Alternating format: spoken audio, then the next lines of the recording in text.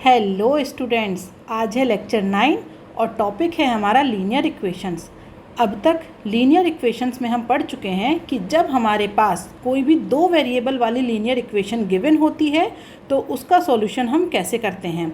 लेकिन यहाँ पर आज हम पढ़ने वाले हैं कि जब आपको एक कंडीशन गिवन होती है तो आप उस कंडीशन से लीनियर इक्वेशंस को कैसे बनाएंगे और फिर उनका हम सॉल्यूशन करेंगे। तो आज यहाँ पर जो मेन पार्ट है वो ये है कि आपको क्वेश्चन में जो कंडीशन गिवन होगी उससे आपको लीनियर इक्वेशन बनानी आनी चाहिए और उसका सॉल्यूशन तो मैं आपको 3 मेथड्स बता चुकी हूँ, आप उससे सॉल्व कर ही लेंगे।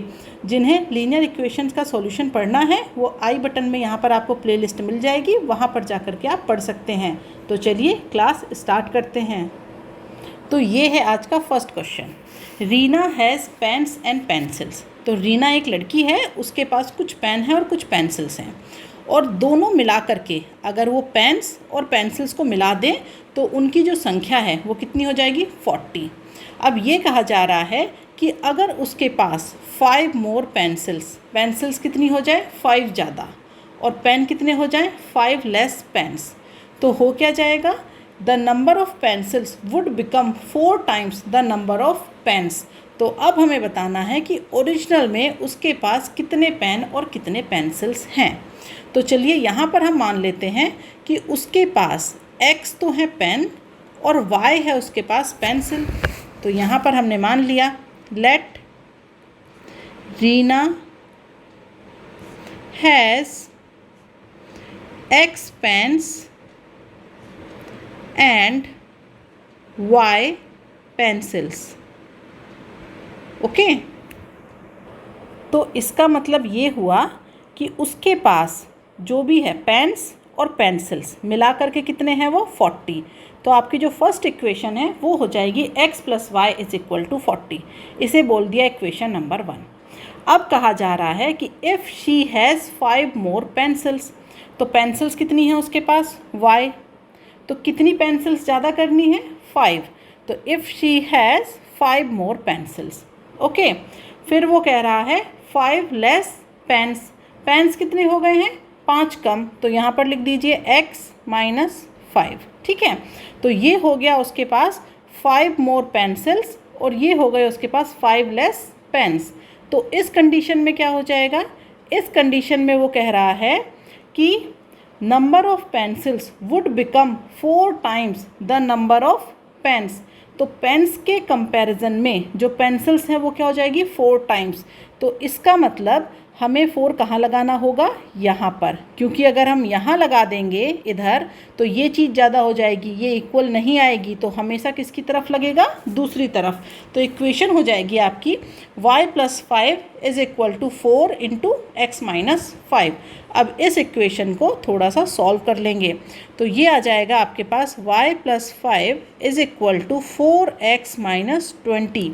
अब इसे अरेंज करके लिख लीजिए तो ये आ जाएगा आपके पास 4x - y = 25। ये हो गई आपके पास इक्वेशन नंबर 2।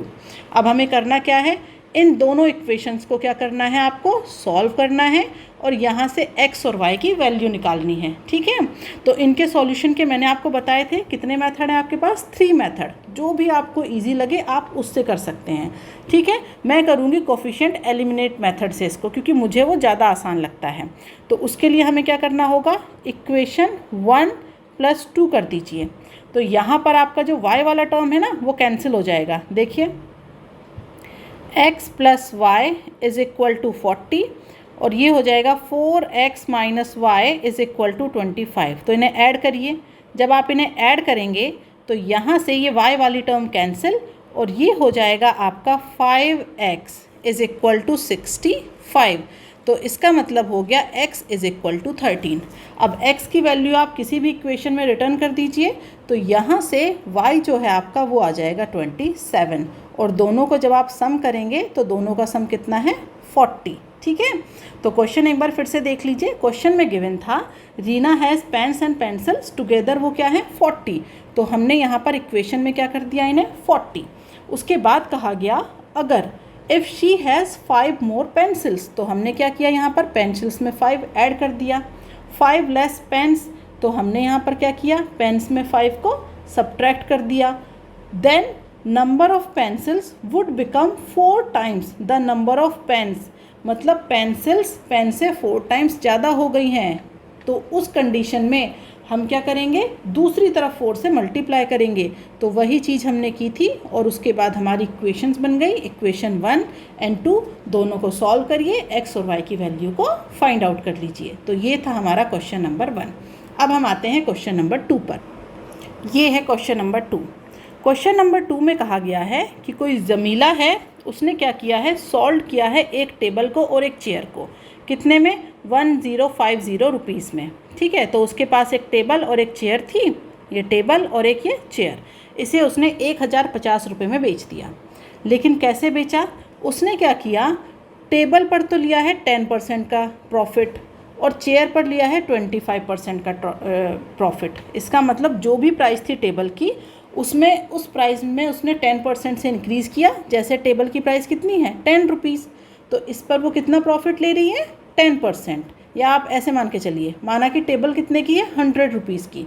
तो अब उसने क्या किया, इस पर 10% का प्रॉफिट लिया, मतलब 10 रुपये और लिया, उसने उसे 110 में बेच दिया। ठीक है, ऐसे ही चेयर की जो भी प्राइस थी, माना कि 100 रुपये में ख़रीदा था उसने, कितना प्रॉफिट ले रही है, 25%, मतलब 25 रुपीज़ में। और कितने में बेच दिया, अब उसने उसे 125 में बेच दिया। देखा जाए तो ये है। लेकिन यहाँ पर कुल मिलाकर के कितने रुपए मिलेंगे उसे, 235, बट इतने नहीं मिल रहे हैं। कितने मिल रहे हैं, 1050 रुपीज़। इसका मतलब ये एक्चुअल प्राइस नहीं है, ये मैं सिर्फ आपको समझाने के लिए यूज़ कर रही थी। ओके, तो ये 10% और 25% का प्रॉफिट आपको समझ में आ गया होगा कि जो भी उसकी प्राइस थी उसमें उसने 10% और 25% ऐड करके और वो उन्हें बेच रही है, और बेचने पर उसे कितने रुपीज़ मिल रहे हैं, 1050 रुपीज़। अब अगर वो ऐसा करे कि जो टेबल है उसे वो 10% की जगह बेचे 25% प्रॉफिट पे, और जो चेयर है उसे बेचे वो 10% के प्रॉफिट पे, तब उसे 1065 रुपीज़ मिलते हैं, मतलब पहले से भी 15 रुपये ज़्यादा। तो अब हमें ये बताना है कि जो फाइन कॉस्ट प्राइस है, जो मतलब कितने में ख़रीदी थी। जैसे मैं अभी कह रही थी ना कि 100 रुपये में माना कि ली है, 10 रुपये का प्रॉफिट, 25 रुपये का प्रॉफिट, तो मैं 100 रुपये मान के बता रही थी आपको। बट अब हमें ये बताना है कि कितने में उसने उसे टेबल को और चेयर को ख़रीदा है। ठीक है, तो इसके लिए हम क्या करेंगे, हम यहाँ पर सपोज़ कर लेंगे। तो अब मैं यहाँ पर मान लेती हूँ, टेबल की प्राइस ले लेते हैं हम x, माना कि x रुपीज़ में उसने ख़रीदा है और चेयर को लिया है उसने y रुपीज़ में। ठीक है, तो यहाँ पर लिख दीजिए, let cost price of table is x and chair is y। ठीक है, तो जो कॉस्ट प्राइस है टेबल की क्या हो गई, x हो गई, और जो चेयर है उसकी क्या है, y है। तो अब ये कहा गया कि जब उसने, देखिए ये थी टेबल की प्राइस x, अब उसमें कितना प्रॉफिट लिया है उसने, 10%। तो 10% का प्रॉफिट कैसे निकलेगा, 10/100 इंटू x। ठीक है, तो ये वैल्यू कितनी हो जाएगी, ये वैल्यू हो जाएगी आपकी 110/100 x। ठीक है, इसे आप लिख सकते हैं 11/10 इंटू x। तो इतने में उसने क्या किया है, उस टेबल को बेचा है पहले केस में। उसके बाद क्या किया फिर उसने चेयर भी बेची है। तो चेयर कितने की बेची है उसने, तो ये हो जाएगा आपका y रुपीज़ की चेयर थी, उसमें कितना प्रॉफिट लिया उसने लिया है 25% का प्रॉफिट। तो 25/100 y, तो ये हो जाएगा आपका 125/100 y। तो इसे आप क्या करेंगे, 25 से डिवाइड कर दीजिए, तो ये आ जाएगा आपका 5/4 y। इतने में उसने, ये मैं लिख देती हूँ यहाँ पर, केस 1 चल रहा है, ये केस 1 पहला केस। ठीक है, तो इतने में उसने क्या किया है, चेयर को बेच दिया है। अब जब उसने इन दोनों चीज़ों को बेचा तो उसे कितने पैसे मिले थे, उसे मिले थे 1050 रुपीज़। तो यहाँ पर हम कह सकते हैं कि जब उसने, ये रही आपकी टेबल की प्राइस और ये रही आपकी चेयर की प्राइस, तो इन दोनों को जब उसने 10% प्रॉफिट, यहाँ ये चीज़ ध्यान रखिएगा, फर्स्ट केस में था 10% किस पर, टेबल पर, और 25% चेयर पर। तो इस प्रॉफिट के साथ जब उसने टेबल और चेयर को बेचा है तब उसे मिले हैं 1050 रुपीज़। तो ये है हमारी इक्वेशन 1। इसे और थोड़ा सा सॉल्व कर लेते हैं, फिर इक्वेशन 1 का इसे नाम देंगे। तो आप लोग जब इसे सॉल्व कर लेंगे तो ये आ जाएगा 110x plus 125y is equal to 105020, और ये हो जाएगी हमारी इक्वेशन नंबर 1। ठीक है, अब आते हैं इक्वेशन नंबर 2 पे। तो वो कैसे बनेगी, तो यहाँ पर अब हमारे पास क्या हो जाएगा, ये है हमारे पास x ओरिजिनल प्राइस थी, उसके बाद अब टेबल में कितना प्रॉफिट लेगी वो 25%। तो जब 25% का प्रॉफिट होगा तो आप इसे लिख सकते हैं फिर 25/100x is equal to 125x/100। तो ये हो जाएगा आपका 5/4x। उसके बाद हम चेयर की बात करें तो y प्लस कितना प्रॉफिट है इसमें 10, तो 10/100x y is equal to ये कितना आ जाएगा आपका 110/100y। ठीक है, उसके बाद इन दोनों को ऐड कर दीजिए तो ये हो जाएगा आपका 5/4x plus 110/100y is equal to कितने पैसे मिले उसे मिले हैं 1065। तो इसे भी इक्वेशन को सॉल्व कर लीजिए तो ये आ जाएगा 125x plus 110y is equal to 106500। ठीक है, ये हो गई आपकी इक्वेशन नंबर 2। अब इन दोनों इक्वेशंस को देखिए, इक्वेशन नंबर आपकी 1 ये और इक्वेशन नंबर 2, इन्हें आपको सॉल्व करना है और x और y की वैल्यू निकालना है। तो इन्हें सॉल्व करने का मैंने आपको एक मेथड बताया था कि जब इस तरीके से हो कि ये देखिए जो x का जो कोफिशिएंट है वो यहाँ y का हो गया है, जो यहाँ पर आपके पास y का कोफिशिएंट है वो यहाँ पर x का हो गया है। तो इन्हें सॉल्व करने का आसान तरीका है कि एक बार इन्हें आप ऐड कर दीजिए और एक बार सब्ट्रैक्ट कर दीजिए। यहाँ पर चलिए मैं वो तरीका दोबारा से बता देती हूँ ताकि आप लोग का फिर से रिवाइज़ हो जाए। तो यहाँ पर देखिए, एक बार तो इक्वेशन 1 और 2 को ऐड करिए, तो जब आप इन्हें ऐड करेंगे तो ये आएगा 235x प्लस 235y। ये इक्वेशन हो जाएगी आपकी, किसी और कलर से मेंशन करते हैं इन्हें,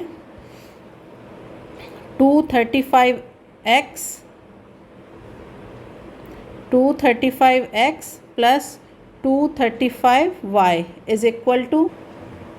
ठीक है, तो अब हमने क्या किया, जब इस तरीके से ये इंटरचेंज थे तो हमने क्या किया, इक्वेशन 1 और 2 को ऐड किया। तो जब हमने ऐड किया तो हमें ये इक्वेशन मिलेगी। फिर हमने क्या किया, इक्वेशन 2 को सब्ट्रैक्ट किया इक्वेशन 1 से, तो हमें ये इक्वेशन मिली। इन्हें और सिंप्लीफाइड टर्म्स में लिख लीजिए। तो 235 को कॉमन लेकर के भेज दीजिए इस तरफ, तो ये आ जाएगा आपका x plus y is equal to 900। ये हो गई इक्वेशन नंबर 3। और यहाँ से -15 को कॉमन ले लीजिए तो x minus y is equal to ये हो जाएगा आपका 100। ठीक है, तो ये हो गई इक्वेशन नंबर 4। अब क्या करेंगे हम, फ्रॉम इक्वेशन 3 एंड 4 दोनों इक्वेशन को सॉल्व करिए। तो यहाँ से x की वैल्यू आएगी आपके पास 500 और y की वैल्यू आएगी आपके पास 400। इसका मतलब x क्या था हमारा, टेबल। हाँ, तो टेबल की प्राइस कितनी है 500 और चेयर की प्राइस कितनी है 400। ये ओरिजिनल प्राइस थी। उसके बाद वो उन पर 10% 20% ऐड कर रही थी तो उसे कितना मिल गया था 1050। नेक्स्ट केस में 25% और 10% ऐड कर रहे थे तो कितना मिल गया था 1065। आई होप आपको ये समझ में आ गया होगा, नहीं आया है तो वीडियो को दोबारा से देखिए। अब हम आते हैं क्वेश्चन नंबर 3 पे। यहाँ पे क्या है, Susan invested certain amount of money in 2 schemes A and B. तो सुसान के पास कुछ पैसे हैं जो वो 2 स्कीम हैं, स्कीम ए और स्कीम बी, इसमें इन्वेस्ट करती है। और जो ये इन्वेस्टमेंट है उस पर उसे कितना इंटरेस्ट मिलता है, पहली स्कीम पर 8% और दूसरी स्कीम पर 9%। ठीक है, तो उसके बाद सी रिसीव्ड 1860 एज एनुअल इंटरेस्ट, मतलब स्कीम में पैसा इन्वेस्ट करने के बाद कुछ पैसे पर 8% और कुछ पर 9% इंटरेस्ट मिलने के बाद उसे साल के कितने रुपए मिलते हैं? 1860। अब क्या किया सुसैन ने कि अगर वो सी इंटरचेंज्ड, अब वो क्या करे, इंटरचेंज कर दे किसे? Amount of investment. वो जो भी उसने इन्वेस्ट किया है वो उसे इंटरचेंज कर दे। जो पैसा उसने ए में इन्वेस्ट किया था उसे वो बी में कर दे, और जो बी में इन्वेस्ट था उसे वो ए में कर दे। तो होगा क्या? उसे एनुअल इंटरेस्ट में 20 रुपये ज़्यादा मिलेंगे। तो अब ये पूछा जा रहा है कि उसने कौन सी स्कीम में कितना पैसा इन्वेस्ट किया है। तो चलिए निकाल लेते हैं कौन सी स्कीम में कितना पैसा इन्वेस्ट किया गया है। तो यहाँ पर देखिए, सबसे पहले हम ये मानते हैं कि स्कीम ए में कितने पैसे इन्वेस्ट किए हैं? x, और स्कीम बी में इन्वेस्ट किया है y। ठीक है, तो यहाँ पर हमने मान लिया कि उसने x रुपीज़ इन्वेस्ट किए हैं स्कीम ए में और y रुपीज़ इन्वेस्ट किए हैं स्कीम बी में। अब ये कहा जा रहा है कि उसने अगर ये जो पैसे इन्वेस्ट किए थे तो स्कीम ए में उसे रेट मिलता था 8% का और स्कीम बी में 9%। तो यहाँ पर उसने जो पैसे इन्वेस्ट किए थे उनके चार्ज की बात हो रही है। तो उसे क्या है, स्कीम ए में जितना भी पैसा इन्वेस्ट किया है उस पर अगर उसे कितना ब्याज मिल रहा है? 8%। तो ये हो जाएगा 8/100। इसे इस तरीके से लिख लेते हैं। इंटरेस्ट कितना मिल रहा है उसे? 8%। तो ये आ जाएगा 8/100। कौन सी स्कीम में मिल रहा है? फर्स्ट स्कीम में, जिसमें उसने कितना पैसा डाला हुआ है? x amount. उसके बाद उसे कितना इंटरेस्ट मिल रहा है? 9%। तो ये हो जाएगा 9/100। कौन सी स्कीम में मिल रहा है? ये y वाली स्कीम में। तो ये अगर उसे पैसा मिल रहा है टोटल, तो ये कितना हो जाएगा अमाउंट? ये अमाउंट है आपका 1860। अब उसने क्या किया, अपने पैसे को इंटरचेंज कर दिया। इसका मतलब ये जो x था ये चला गया आपका 9% की स्कीम के साथ, और ये जो y था ये आ गया आपका 8% की स्कीम के साथ। तो यहाँ पर अब हम कर देंगे 8/100। कौन सा पैसा आ गया इसमें? y। और ये है आपका 9/100, इसमें कौन सा पैसा आ गया? x। तो इस केस में उसे 20 रुपये ज़्यादा मिल रहे हैं। मतलब ये जो मिल रहा था इसमें भी उसे क्या हो रहा है? 20 रुपये ज़्यादा मिल रहे हैं। तो यहाँ पर उसे मिल रहे हैं 1880 रुपीज़। ठीक है, अब ये है आपकी इक्वेशन नंबर 1 और ये है आपकी इक्वेशन नंबर 2। तो इन्हें आपको सॉल्व करना होगा और उसके बाद आपको फाइनल आंसर मिलेगा। तो इन्हें भी सॉल्व करने के लिए हम क्या करेंगे, अगर हम यहाँ पर देखें तो ये आपका क्या हो जाएगा? 8x + 9y = 186000। ठीक है, और ये हो जाएगा आपका 8y + 9x = 188000। ठीक है, तो यहाँ पर भी आप क्या करेंगे, या तो अब आप इस वाली इक्वेशन में किससे मल्टीप्लाई करिए? 9 से, और इसमें किससे मल्टीप्लाई करिए? 8 से, और इसके बाद उन्हें सॉल्व करिए। या फिर क्या करेंगे आप, एक बार इन दोनों इक्वेशंस को ऐड करेंगे और एक बार सब्ट्रैक्ट करेंगे, फिर ये आपकी सिंप्लीफाइड टर्म्स में हो जाएगी और उसके बाद आपको इसका आंसर मिलेगा। तो यहाँ पर मैं वही जो मेथड है जिसमें आप इसे सिंप्लीफाइड टर्म्स में लिख सकते हैं वो इक्वेशन में लिख देती हूँ। बाकी आप लोग सॉल्व अब आप लोग करेंगे, क्योंकि सॉल्यूशन मैं बता चुकी हूँ। अब मैं आपको सिर्फ इक्वेशंस बनानी बताऊँगी कि क्वेश्चन से आपको इक्वेशंस कैसे बनानी है। ठीक है, तो जब आप इन्हें ऐड सब्ट्रैक्ट करेंगे तो यहाँ पर आपकी इक्वेशन आ जाएगी, एक केस में आ जाएगी आपके पास x + y = 22000, और एक केस में आ जाएगी आपके पास -x + y = 2000।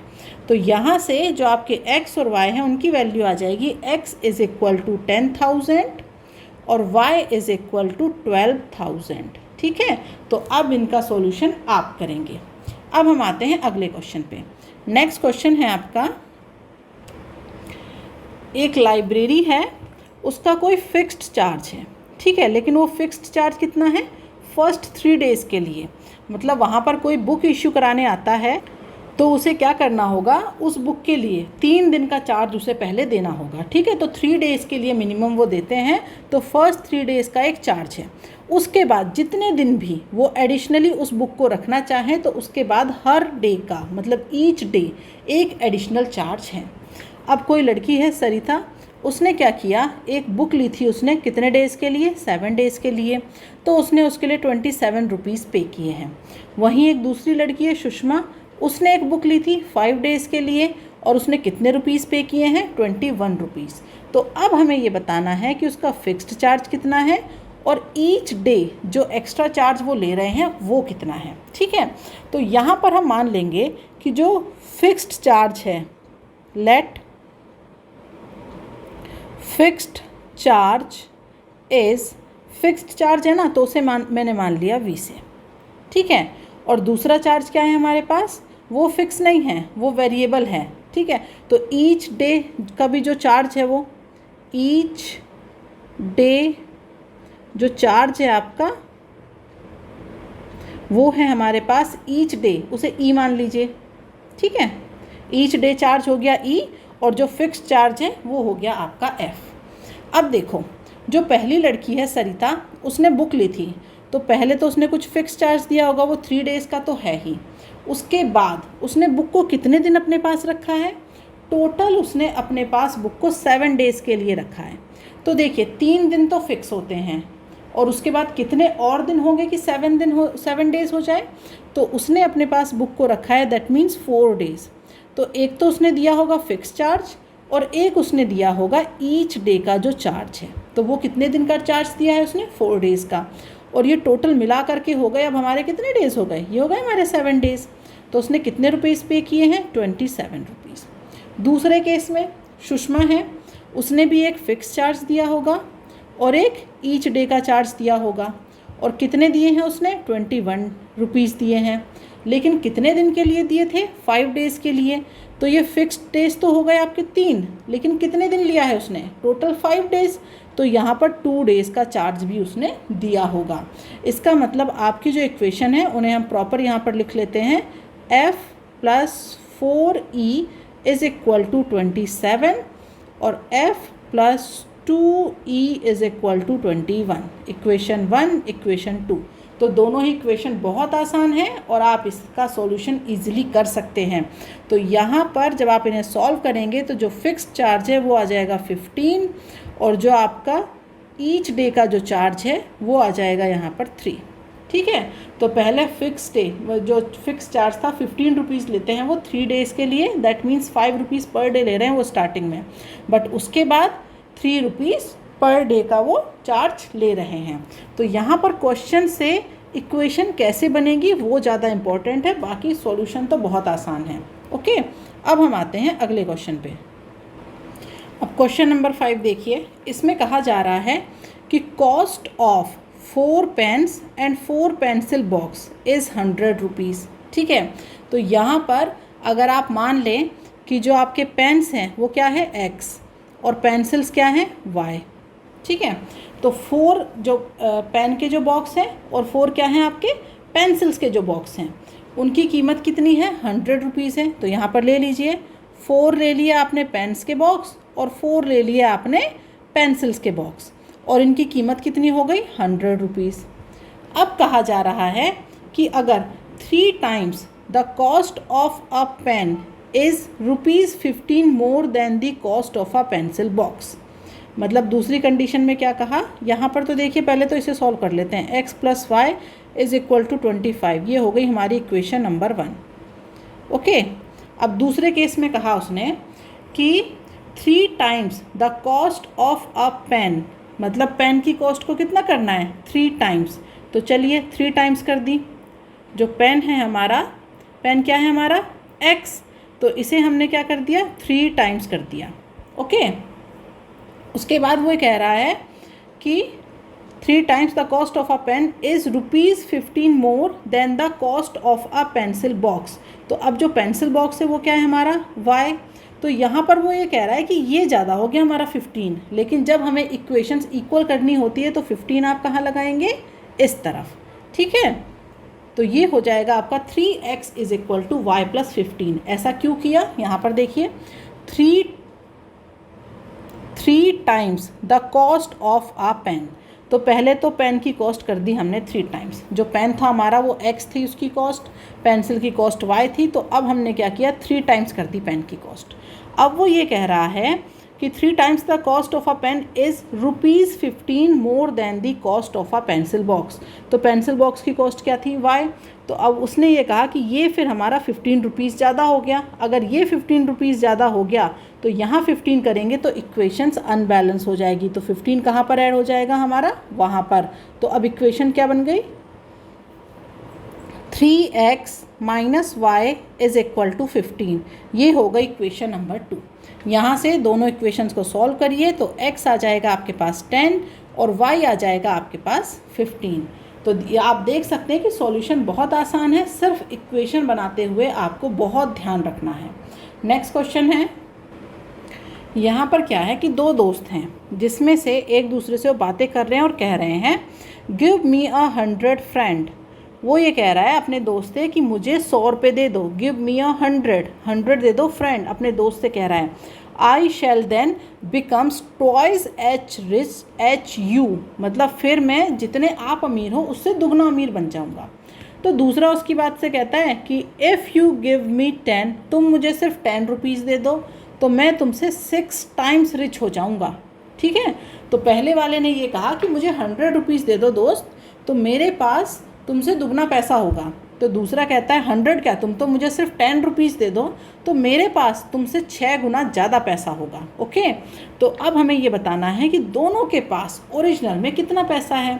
तो अब हम ये मान रहे हैं कि जो फ्रेंड 1 है, ठीक है, तो ये है फ्रेंड 1 और ये है फ्रेंड 2। ठीक है, तो जो फ्रेंड 1 है उसके पास है x रुपीज़ और जो फ्रेंड 2 है उसके पास है y रुपीज़। ठीक है, इतने पैसे उनके पास हैं। तो अब हमने क्या लिखा, ये पैसे हो गए फ्रेंड 1 के पास और ये पैसे हो गए फ्रेंड 2 के पास। तो फ्रेंड 1 ने क्या कहा, मुझे 100 रुपीज़ दे दो। तो इसने क्या किया, 100 रुपीज़ ले लिए। किससे ले लिए? दूसरे फ्रेंड से। और कितने रुपए थे दूसरे फ्रेंड के पास? जितने भी थे वो क्या थे, y। तो यहाँ से 100 चले गए। देखिए, जो फ्रेंड 1 है उसके पास है x रुपीज़, जो फ्रेंड 2 है उसके पास है y रुपीज़। तो अब हम बात कर रहे हैं केस 1 की। केस 1 में ये कहा कि जो फ्रेंड 1 है वो 2 से ये कह रहा है कि मुझे 100 रुपीज़ दे दो। तो वो क्या कर रहा है, 100 रुपीज़ मांग रहा है, गिव मी 100। ठीक है, तो वो उससे 100 रुपीज़ मांग रहा है। तो वो उससे 100 रुपीज़ मांग रहा है। तो माना कि फ्रेंड 2 ने उसे 100 दे दिए। अब अगर इसके पास x रुपीज़ थे तो अब इसके पास, पहले इसके पास x रुपीज़ थे तो अब इसके पास कितने हो गए, x प्लस 100, और इसके पास कितने हो गए, x माइनस 100। तो इस कंडीशन में हुआ क्या, जो फ्रेंड 1 है वो 2 के कंपैरिजन में दुगना अमीर बन गया। तो वो जो 2 है जिससे हमें मल्टीप्लिकेशन करना है वो हम कहाँ लगाएंगे, वो हम लगाएंगे y के साथ। क्यों? क्योंकि अमीर ये बना है फ्रेंड 1, लेकिन जो मल्टीप्लिकेशन की टर्म्स है इक्वेशन को इक्वल करने के लिए वो हम यहाँ लगाएंगे। तो ये हो जाएगा आपका x plus 100 is equal to 2y minus 200। तो ये हो जाएगा x minus 2y is equal to minus 300, equation number 1। अब हम आते हैं सेकंड केस, केस 2। केस 2 में क्या है हमारे पास, इसके पास x रुपीज़ है, इसके पास y रुपीज़ है। तो अब क्या कह रहे हैं, अब वो ये कह रहा है फ्रेंड 2 मुझे सिर्फ 10 रुपीज़ दे दो। तो इसे 10 रुपीज़ मिल गए। किससे मिल गए 10 रुपीज़, फ्रेंड 1 से मिल गए। तो इसके पास 10 रुपीज़ कम हो गए। अब इस कंडीशन में जो फ्रेंड 2 है, ये वाला y वाला जिसके पास y रुपीज़ है, वो क्या हो गया, 6 टाइम्स मोर रिच हो गया। तो 6 टाइम्स कहाँ लगेगा, वो लगेगा यहाँ पर। अब इसे सॉल्व करो तो ये हो जाएगा आपका 6x minus 60 is equal to y plus 10। तो 6x minus y is equal to 70। ये हो गई इक्वेशन नंबर 2। अब आप इक्वेशन 1 और 2 को सॉल्व करिए और यहाँ पर हम निकालेंगे उससे फिर आंसर। तो ये आ जाएगा आपके पास, x की वैल्यू आ जाएगी 40 फ्रॉम इक्वेशन 1 एंड 2। x आ जाएगा 40 और y आ जाएगा आपके पास 170। ठीक है, तो इक्वेशंस आप सॉल्व कर लीजिएगा। अब हम आते हैं अपने अगले क्वेश्चन पे। ये क्वेश्चन भी उसी तरीके से है। यहाँ पर क्या है, अब 2 दोस्त हैं A और B। ठीक है, तो ये है A और ये है B, दोनों के पास मैंगोज़ हैं। अब A कह रहा है B से, if you give me 30 of your mangoes I will have twice as many as left with you. तो ए कह रहा है कि अगर तुम मुझे 30 मैंगोज़ दे दो तो जितने तुम्हारे पास मैंगो बचेंगे उससे मेरे पास कितने हो जाएंगे, डबल हो जाएंगे। ये सुनकर बी ने कहा अगर तुम मुझे सिर्फ 10 मैंगोज़ दे दो तो मेरे पास तो तुमसे 3 गुने ज़्यादा मैंगोज़ हो जाएंगे। तो अब हमें ये बताना है कि उनके पास कितने मैंगोज़ हैं। तो यहाँ पर हम लिखते हैं लेट ए हैज़ कितने मैंगोज़ हैं, x मैंगोज़। और जो b है उसकी बात करें तो b हैज़ कितने, y मैंगोज़। ठीक है, a के पास x मैंगोज़ है, b के पास y मैंगो है। अब यहाँ पर हम कंडीशंस लिख लेंगे, फिर वही आ जाएगा हमारा। ये हो गया हमारा केस 1 और ये हो गया हमारे पास केस 2। तो ये है x मैंगो, ये है y मैंगो। अब a ने क्या कहा b से, a ने कहा अगर तुम मुझे कितने मैंगोज़ दे दो, 30। तो इसे भाई 30 मैंगो मिल गए, तो इसके पास 30 मैंगो कम हो गए। ठीक है, तो उस कंडीशन में क्या हुआ, ए के पास डबल मैंगोज़ है एज़ कम्पेयर टू बी। तो 2 कहाँ पर आ जाएगा, यहाँ पर। तो अब इसे सॉल्व करेंगे तो ये क्या आ जाएगा, x + 30 = 2y - 60। तो x - 2y = -90। ये हो गई आपकी इक्वेशन नंबर 1। केस 2 में क्या कहा, बी ने कहा अगर तुम मुझे सिर्फ 10 मैंगो दे दो तो मेरे पास तो तुमसे 3 गुने ज़्यादा मैंगो हो जाएंगे। तो अब यहाँ पर क्या करेंगे हम, तो इसे हम कर देंगे x और y करिए पहले। तो अब क्या करना है, ये 10 मैंगो कौन मांग रहा है, बी वाला केस मांग रहा है। तो इसका मतलब इसे कितने मैंगो मिल गए, 10 मैंगो। तो ए के पास से 10 मैंगो क्या हो गए, कम हो गए। अब बी ने क्या कहा था, मैं तो तुमसे 3 गुना हो जाऊंगा। तो जो 3 गुना है वो कहाँ पर आ जाएगा, वो आ जाएगा ए के पास। अब इसे सॉल्व करिए, 3x - 30 = y + 10। तो ये हो जाएगा आपका 3x - y = 40। ये हो गई इक्वेशन नंबर 2। अब इन दोनों इक्वेशंस को सॉल्व करिए, इक्वेशन 1 और 2 को। अब ये आप ही करेंगे, तो यहाँ पर मैं डायरेक्ट आंसर लिखूँगी फ्रॉम इक्वेशन 1 एंड 2। तो यहाँ से x की वैल्यू आएगी 34 और y की वैल्यू आएगी 62। तो इसका मतलब जो x है उसके पास 34 मैंगोज़ हैं और जो y है उसके पास 62 मैंगोज़ हैं। अब हम आते हैं नेक्स्ट क्वेश्चन पे, क्वेश्चन नंबर 8। क्वेश्चन नंबर 8 दिखने में जितना बड़ा लग रहा है ना, करने में उतना ही आसान है। देखिए, क्वेश्चन नंबर 8 में कहा गया है कि कोई आदमी है विजय, उसके पास कुछ बनानास हैं जिन्हें उसने क्या किया, 2 स्लॉट में डिवाइड कर लिया। आपने देखा भी होगा कि जब फ्रूट्स लेने जाते होंगे तो जैसे आप एप्पल लेने गए तो वहाँ पर कुछ अच्छे सुंदर से एप्पल होंगे, बड़े बड़े साइज़ के, वो एक तरफ रखे हैं, और जो थोड़े छोटे छोटे से थोड़े पुराने से एप्पल है वो दूसरी तरफ रखे हैं। तो उसने भी यही किया, बनाना लिए और उन्हें 2 लॉट में डिवाइड कर दिया। अब क्या किया उसने कि जो फर्स्ट लॉट है उसे वो क्या कर रहा है, वो बेच रहा है 2 रुपये में 3 बनाना। जितने भी बनाना है वहाँ पे टोटल हमें नहीं पता, माना कि जैसे 100 बनाना है तो उसने 2 लॉट बना लिए, 50-50 के लॉट बना लिए उसने। ठीक है, या फिर अलग अलग मान लीजिए, माना कि पहले लॉट में 60 बनाना थे और दूसरे लॉट में 40 बनाना है। तो इसमें से यहाँ पर जो भी बनाना है उसे क्या कर रहा है, वो इसमें से 3 बनाना ले रहा है और उन्हें 2 रुपीज़ में बेच रहा है। जबकि दूसरे लॉट में वो क्या कर रहा है, 1 रुपये का 1 बनाना बेच रहा है। एक बनाने की कीमत कितनी है, 1 रुपये ही है। ठीक है, तो इस तरीके से वो इन्हें बेच रहा है। लेकिन अगर वो क्या करे, इस तरीके से भी जब वो बेच रहा है तो उसे कितने पैसे मिल रहे हैं, उसे मिल रहे हैं 400 रुपीज़। लेकिन अगर वो ऐसा ना करके क्या करे कि वो 1 रुपीज़ में 1 बनाना बेचे फर्स्ट लॉट में से, और सेकेंड लॉट में क्या करे, वो 5 बनाना बेचे 4 रुपीज़ में। तो इस तरीके से उसे 460 रुपीज़ मिलते हैं। तो अब हमें ये बताना है कि उसके पास टोटल कितने बनानास हैं। तो चलिए स्टार्ट करते हैं क्वेश्चन। तो अब हम यहाँ पर मानेंगे लेट, क्या नाम है इसका, Vijay had x banana in first slot.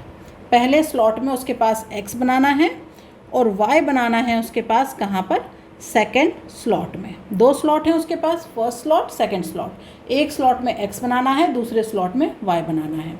अब हो क्या रहा है, जब वो क्या कर रहा है कि ये जो x बनाना है ना उसके पास फर्स्ट स्लॉट के, उसकी प्राइस कितनी है एक बनाना की, देखिए टोटल कितने हैं उसके पास x बनाना।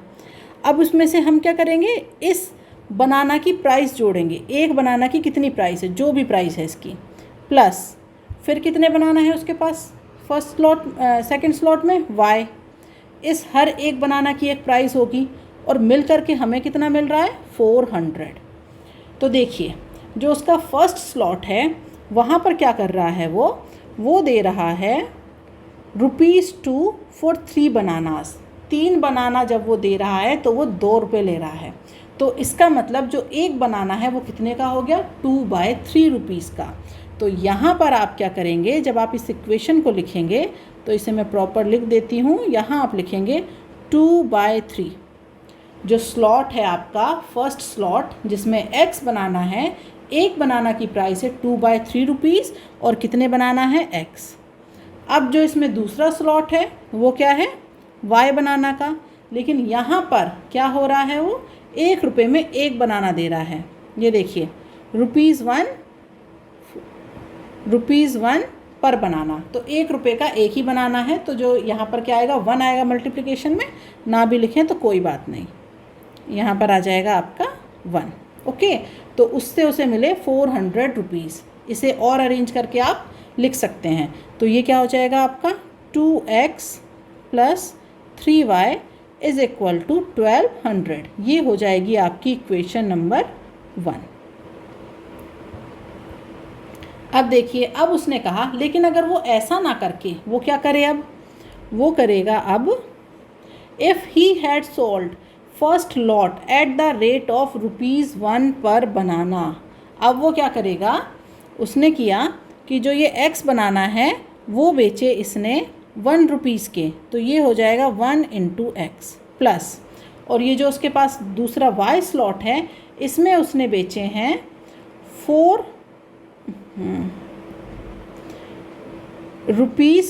पर 5 बनानास। तो एक बनाना की प्राइस कितनी हो गई, 4/5। तो यहाँ से आ जाएगा आपका 4/5 y = कितने रुपए मिल गए उसे, 460। तो ये हो गया 460। अरेंज कर लीजिए इसे, तो ये आ जाएगा आपके पास 5x + 4y = 2300। Equation number 2। अब आपको क्या करना है, फ्रॉम इक्वेशन 1 और 2 दोनों को सॉल्व करेंगे, इक्वेशन 1 और 2। तो यहाँ से जो x है उसकी प्राइस आ जाएगी, मतलब वो आ जाएगा 300, और जो y है वो आ जाएगा 200। इसका मतलब ये हुआ कि जो फर्स्ट स्लॉट है बनाना का उसमें कितने बनाना थे उसके पास 300, और जो उसके पास सेकंड स्लॉट है उसमें कितने बनाना है 200, और टोटल कितने हो गए, find the total number of bananas he had. तो टोटल हो गए उसके पास 500। ठीक है, पर स्लॉट पूछे अगर तो 300 और 200, और टोटल पूछे तो 500। ओके, अब हम आते हैं अगले क्वेश्चन पे, आज का last question. On selling a TV at 5% gain and a fridge 10% gain. अब क्या है, कोई शॉपकीपर है, वो क्या कर रहा है, सामान बेच रहा है, टीवी को बेच रहा है 5% गेन पे और फ्रिज को बेच रहा है 10% गेन पे। तो उसे जो गेन है उसमें कितने पैसे मिले, उसे 2000 रुपये मिले। बट अब अगर वो क्या करे, टीवी को तो बेच दे 10% गेन पे और फ्रिज को बेचे 5% लॉस पे, तब उस कंडीशन में भी वो कितने पैसे कमा रहा है, 1500 रुपये तब भी उसे मिल रहे हैं। तो हमें बतानी है एक्चुअल प्राइस किसकी, टीवी और फ्रिज की। तो अब हम ये मानेंगे कि जो हमारा टीवी है उसकी जो सेलिंग प्राइस है, सेलिंग नहीं कॉस्ट प्राइस मानेंगे। तो यहाँ पर हम मानेंगे let cost price of TV is x। ठीक है, और जो आपका फ्रिज है उसकी कितनी है y। ये उसकी कॉस्ट है, इतने में उसने ख़रीदा है, अब वो उसे बेच रहा है। तो अब उसने क्या किया, जो भी उसकी प्राइस थी उस पर उसने कितना प्रॉफिट कमा रहा है टीवी पर, 5%। तो यहाँ पर हो जाएगा इस प्राइस पर x पर कितना कमा रहा है वो, 5%। तो ये हो जाएगा आपका 5/100। फ्रिज पर कितना कमा रहा है वो 10%, तो ये हो जाएगा 10/100 और ये है आपका फ्रिज। तो उसे प्रॉफिट के कितने रुपए मिले? प्रॉफिट के मिले उसे 2000 रुपये।